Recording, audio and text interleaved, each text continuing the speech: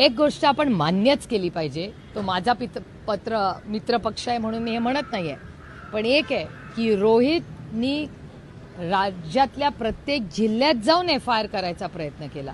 अनेक राज्यांपर्यंत तो गेला. त्याला काँग्रेसच्या सरकारनीच रोहितला साथ दिली आणि अजितदादाच्या दुर्दैवी मृत्यूनंतर कोणीही FIR करायला तयार नव्हतं. रोहित सगळ्यांच्याकडे जाऊन आला, सगळ्या सत्ताधाऱ्यांकडे जाऊन आला. रोहितला कोणी न्याय दिला नाही.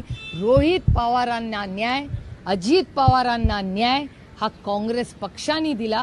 जेव्हा कर्नाटक सरकारने, जिथे काँग्रेसची सत्ता आहे, त्यांनी FIR केला.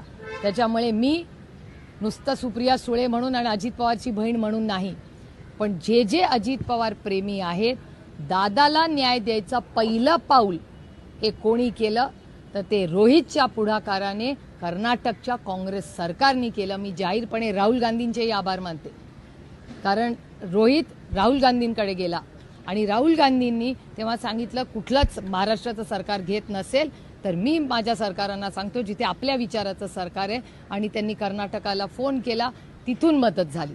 त्याच्यामुळे कर्नाटक सरकार, राहुल गांधी आणि काँग्रेस पक्ष आणि रोहित पवार या सगळ्यांनी एकत्र काम करून दादाला पहिला न्याय कोणी दिला तर तो ह्या सगळ्या टीमनी केला. हे आपल्याला मान्यच करावं लागेल. थँक्यू. थँक्यू.